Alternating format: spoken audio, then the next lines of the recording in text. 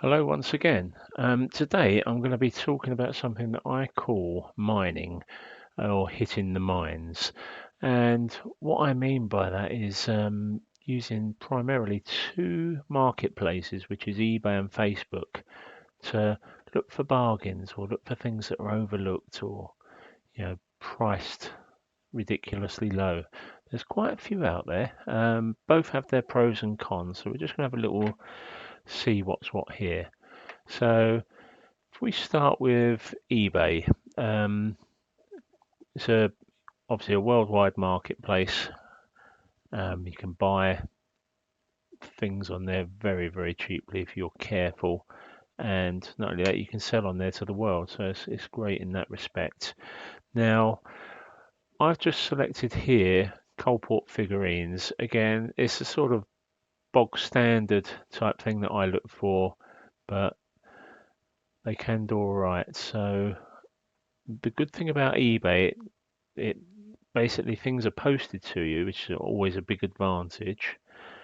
You have certain filters you can set. So, for instance, if I'm looking to buy, I can set like I want the UK only sellers, so I'm not paying high postage coming in from abroad or customs charges.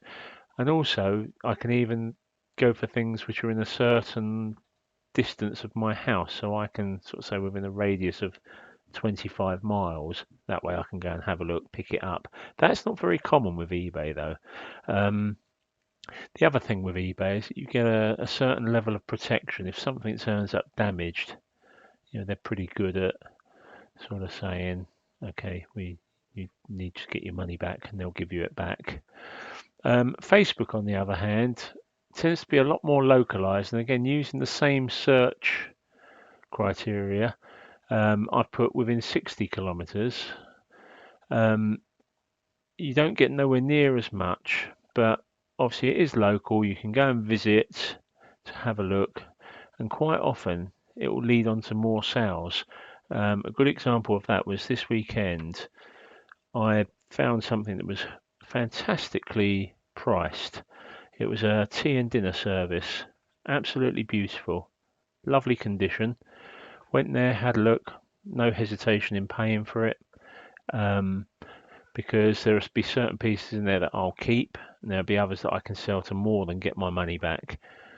But when I was there, the lady mentioned that she had another service for sale. Now, it wasn't as good a buy, but it still was worthwhile buying it because I can, again, break this one down, sell bits here and there, and I'll do okay on that one. But the first set was wonderful. I've had a couple of examples recently. I also picked up a lovely pig figurine just today for a very, very good price, which should see me doubling my money. So I'm picking it up at around the £60 mark, and it should be worth 120, £130. And also, there is one on this listing which I know isn't available anymore because I bought it, and that was this one here, which was a collection of four Coalport and Royal Worcester figurines. Now, when I got there, the lady just wanted to get rid of them, and there was actually a fifth one which she put in with it as well. So that was wonderful, and it didn't cost a lot, as you can see. And there's one figurine in there that I've priced at around £150, just in fact just over, because it's quite a rare one. The others were more sort of bog standard, but still going to be a terrific return on that. With eBay lately, I've bought a couple of bits actually, and again, it's just a case of setting your filters and looking for things. Now, I've picked up a lovely heron fishnet figurine, which I think is probably worth in the 230 to 250 range. With postage, it cost me £101. So again, we're looking at doubling our money on that. But that's the sort of thing that I bought because I like it. So I'm quite happy to not only just buy that, but also put it on display in my house for me to enjoy. If it sells, it sells. If it doesn't, then I've still got a lovely figurine. Similarly, a couple of other things that I bought. I bought another German figurine of a bird. I think I paid £30 for it, and it's a sort of 75 pound figure. And that one I did. It was on auction actually at £40, and I submitted an offer because certain times people with auctions they will accept an offer from you, especially if they haven't got many watchers on it. So I was happy with that. And I also did that again with a hand painted Royal Doulton cup and saucer. Absolutely gorgeous, and a mere £8 plus postage. It's got to be a £50 duo easily. It's hand painted, signed. You can't go wrong. Absolutely stunning thing. So if I was to have a little look through, um, we can see here, like this top listing, this is going by best match. So certain filters that I like are, first of all, we'll look at lowest price plus P&P. Now, normally this will bring up either not so good items or items that are on auction. Now, auctions are a very, very good way of earning money because you can buy something on auction for £10, £15 and you know it's a £50 figure. That happens quite a lot. Our, our other one that I like to do is newly listed. So for instance, let's just take this top listing for example. Now I don't actually know this figure, but it has got its box. That's probably priced correctly to be fair. But if I do a bit of research and subsequently find out it's worth 65, £70, I will probably pop in an offer of about £35, which is not insulting, but gives me a margin, and see if I could buy that. And just have a quick scan through.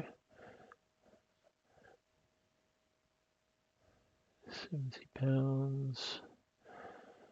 Yeah, see, there's nothing really catching my eye here, just off the top of my head, that is, but that's one of the things. Now, also look at ending soonest, because quite often people will get down to like what happened with the cup and saucer. It got to within 24 hours of it ending, no bids. Starting bid was £10, so I sent them an offer of £8. They accepted. Boom, lovely. I know that I can put it on a buy it now, sit on it for a while, but then again, it may sell quickly. So it's a good way of getting a return, in my opinion. So like these sort of figures here, I mean that's probably too high to be fair, but £61 or best offer. So they've got 10 hours left, no bids. They may accept a very, very generous offer, but I've got a feeling that that probably wouldn't happen. You tend to get a feel for these things where you can get away with it. I had another one yesterday where there was an old Royal Worcester pig figurine, which I absolutely, sorry, not a pig, it was a pug. Tell a lie, what am I going on about? Lovely it was. First opening bid was £50.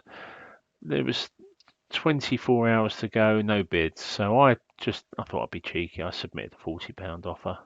It was rejected. Subsequently sold for £71. So from the seller's point of view, they made the right call. But sometimes you'll get them.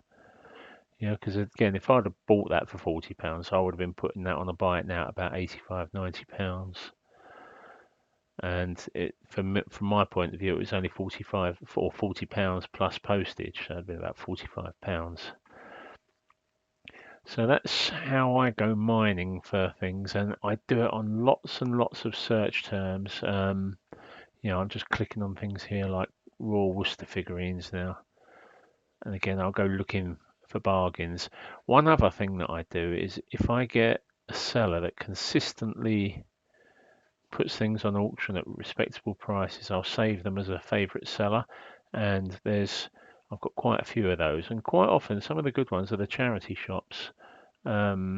They get a fair price, but there's often still a little bit of margin left over for making a bit of money on it.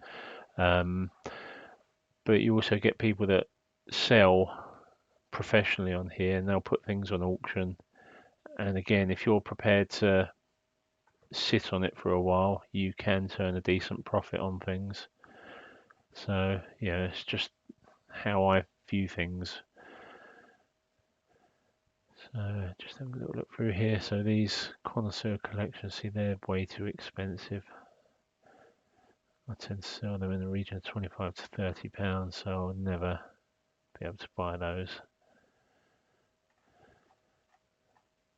But there are plenty of things out there. One other thing that I've picked up on Facebook this week, I'm hoping to buy this weekend, is something which I won't put the details up now. I'll do a follow up and see if I get it. But I'm hoping to buy it for around the £40 mark, and I think personally it's a bit of a rarity, and I think it's worth probably 8 to 10 times what it's been listed for on Facebook. So as I say, there are good things out there. So keep mining. Incidentally, this doesn't have to, this can be anything that you're interested in, no matter what you enjoy looking for, um, go for it, because there are bargains out there. You just got to be prepared to do a little bit of research, put in a bit of legwork, and then be prepared to travel if necessary if you're buying on Facebook. One thing that I do find, that living where I do, the market is a lot more limited. If I lived more centrally, should we say, I think I'd be doing this a hell of a lot more. So location is important, but basically just keep working away at it, and there are bargains out there. So that's it for today. Thank you.